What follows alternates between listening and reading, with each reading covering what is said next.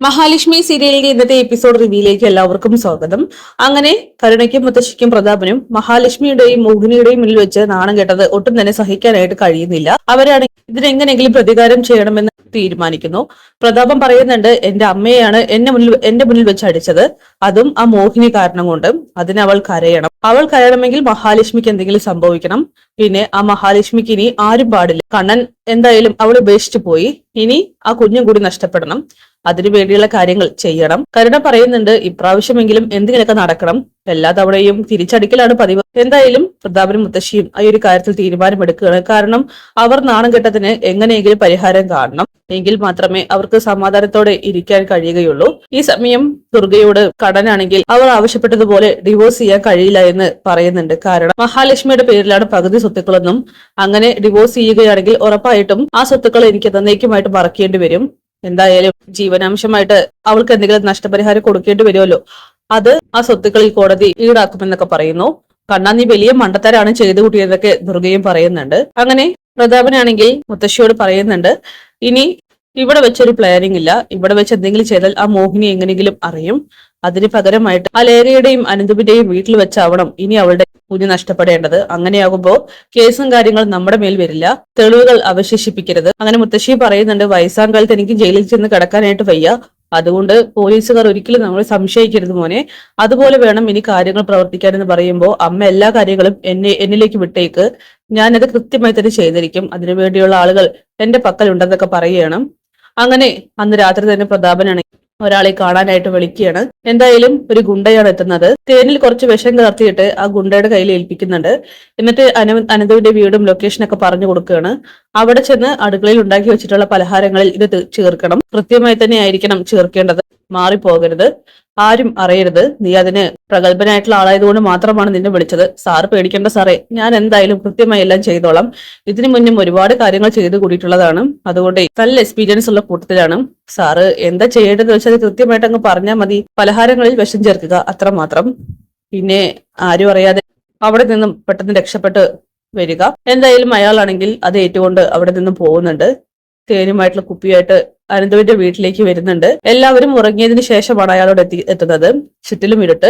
അടുക്കള വാതിൽ തുറന്നുകൊണ്ടാണ് ആ കള്ളനാണെങ്കിൽ അകത്തേക്ക് കയറുന്നത്. മോഹിനി മഹാലക്ഷ്മിക്ക് വേണ്ടി ഉണ്ടാക്കി വെച്ചിട്ടുള്ള പലഹാരങ്ങളിലൊക്കെ തന്നെ ആ തേൻ അയാൾ ചേർക്കുന്നുണ്ട്. എന്തായാലും ഈ സമയം നിർഭാഗ്യവശാൽ ആരും തന്നെ ഒന്നും അറിയുന്നില്ല. ലേഖയും അനന്തവും മഹാലക്ഷ്മിയും എല്ലാവരും നല്ല ഉറക്കത്തിലാണ്. അങ്ങനെ ആ കള്ളൻ ഉണ്ണിയപ്പത്തിലും മറ്റും പലഹാരങ്ങളിലൊക്കെ തന്നെ ചേർത്തിട്ട് അവിടെ നിന്നും നെയ്സായിട്ട് ഇറങ്ങി പോകുന്നുണ്ട്. പിന്നീട് പ്രതാപനെ വന്ന് കാണുകയാണ്. സാറ് പറഞ്ഞതുപോലെ കാര്യങ്ങളൊക്കെ ഓക്കെ ആയിട്ടുണ്ട്. എല്ലാത്തിലും ഞാൻ ഈ തേൻ കലർത്തിയിട്ടുണ്ട്. ഇനി അവരുടെ അന്ത്യം ഉറപ്പായിരിക്കുമെന്നൊക്കെ പറയുമ്പോ, മതി, മിടുക്കനാണ് നീ. ഇതിനു മുന്നേ ഏൽപ്പിച്ചവരെല്ലാവരും തന്നെ ഫ്ലോപ്പ് ആക്കിയിട്ടേ വന്നിട്ടുള്ളൂ. പക്ഷെ നീ മിടുക്കനാണെന്നൊക്കെ പറഞ്ഞ് പ്രതാപനാണെങ്കിൽ അയാൾക്ക് വേണ്ട ക്യാഷ് ഒക്കെ കൊടുക്കുന്നുണ്ട്. പിന്നീട് മുത്തശ്ശിയോട് വന്ന് കാര്യങ്ങൾ പറയുന്നു. അമ്മ നോക്കിക്കോ, നാളെ രാവിലെ തന്നെ അമ്മയും നമ്മുടെ മോളൊക്കെ ആഗ്രഹിക്കുന്ന വാർത്ത കേട്ടിരിക്കും. കാരണം അവൾ ആ മഹാലക്ഷ്മി കരയാൻ പോകുന്നു. കൂടെ തന്നെ ഇവിടെയുള്ള തമ്പുരാട്ടി മോഹിനിയും. രണ്ടുപേരുടെ കരച്ചിൽ നമ്മുടെ കണ്ണിൽ കാണാമേ. നമ്മൾ അനുഭവിച്ച വേദനയുടെ ഇരട്ടി വേദനയാണ് അവര് നാളെ മുതൽ അനുഭവിക്കാൻ പോകുന്നതെന്നൊക്കെ പറയുകയാണ്. മതിയടാ, എനിക്കിത് കേട്ടാ മതി, സന്തോഷായെന്നൊക്കെ മുത്തശ്ശിയും പറയുകയാണ്. പിന്നീട് രാവിലെ തന്നെ കോഫി ഇടാനായിട്ട് ലേഖ അടുക്കളയിലേക്ക് വരുന്നുണ്ട്. പാവം ലേഖയാണെങ്കിൽ ഇക്കാര്യങ്ങളൊന്നും തന്നെ അറിയുന്നില്ല. കള്ളം കയറിയതോ വിഷം കയറിയതോ ഒന്നും തന്നെ. മഹാലക്ഷ്മി പുറകെ വരുന്നു. അതെ ലേഖയെ, ഞാനും എന്തിനൊക്കെ സഹായിക്കാം കേട്ടോ. അതൊന്നും വേണ്ട, സമയമാകുമ്പോ ഞാൻ പറഞ്ഞോളാം. പിന്നെ താൻ എന്തിനാ ഇങ്ങോട്ട് വന്ന്? കോഫിയുമായിട്ട് ഞാൻ അങ്ങോട്ട് വരില്ലായിരുന്നോ? അതൊന്നും കുഴപ്പമില്ല, എനിക്കിങ്ങനെ ഇരിക്കുമ്പോ ബോറടിക്കുന്നുണ്ട്. പിന്നെ താൻ ഒറ്റയ്ക്കെല്ലാം ചെയ്യുന്നു. അതെ, ഞാൻ പറഞ്ഞല്ലോ, താനിപ്പോ ഞാൻ പറയുന്നത് കേട്ടാ മതി. എന്റെ പരിചരണത്തിലാണ് കണ്ണറ്റ നിന്നെ ആക്കിയിരിക്കുന്നത്. അതുകൊണ്ടേ ഞാൻ കോഫിയുമായിട്ട് അങ്ങോട്ട് വന്നോളാം, താൻ പോയിക്കോ, ഇവിടെ നിൽക്കണ്ട, റെസ്റ്റ് എടുക്കുന്നൊക്കെ പറയുമ്പോ മഹിയാണെങ്കിൽ അമ്മ ഉണ്ടാക്കി വെച്ച ആ പലഹാരങ്ങളൊക്കെ തന്നെ കാണുന്നുണ്ട്. അങ്ങനെ അവളാണെങ്കിൽ ആ പലഹാരത്തിന്റെ പാത്രം വളരെ ആവശ്യത്തോടെ തുറക്കുകയാണ്. ആ കളറാണെങ്കിൽ അതിലാണ് ആ തേൻ ചേർത്ത് വെച്ചിരിക്കുന്നത്. എന്തായാലും മഹി അത് കഴിക്കാനായിട്ട് എടുക്കുന്നുണ്ട്.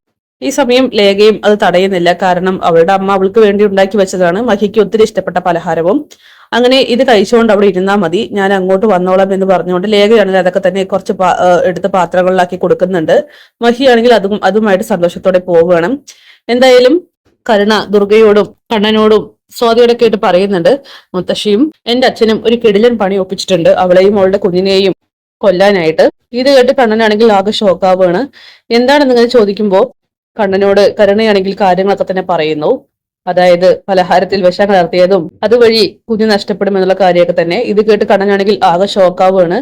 ഇനി ഒരു പക്ഷേ മഹാലക്ഷ്മിയെ പലഹാരം കഴിച്ചു കാണുമോ എന്ന് അവൻ പേടിക്കുന്നു. എന്തായാലും എത്രയും പെട്ടെന്ന് വിവരങ്ങൾ അറിയിക്കണമെന്ന് കണ്ണൻ തീരുമാനിക്കുകയാണ്. മണ്ടന്മാരാണെങ്കിൽ അതൊന്നും തന്നെ അറിയുന്നുമില്ല. അങ്ങനെ കുഞ്ഞ് നഷ്ടപ്പെടും എന്നുള്ള ഒരു കാത്തിരിപ്പിലാണ് എല്ലാവരും. ഈ സമയം മഹാലക്ഷ്മിയെ വിളിച്ച് കാര്യങ്ങൾ അറിയിക്കാനായിട്ട് കണ്ണനാണെങ്കിൽ ധൃതി കൂട്ടുന്നുണ്ട്. അപ്പൊ അതൊക്കെ കാണിച്ചുകൊണ്ടാണ് എപ്പിസോഡ് അവസാനിക്കുന്നത്. കാത്തിരിക്കാം കിടിലൻ എപ്പിസോഡ്സിനായിട്ട്.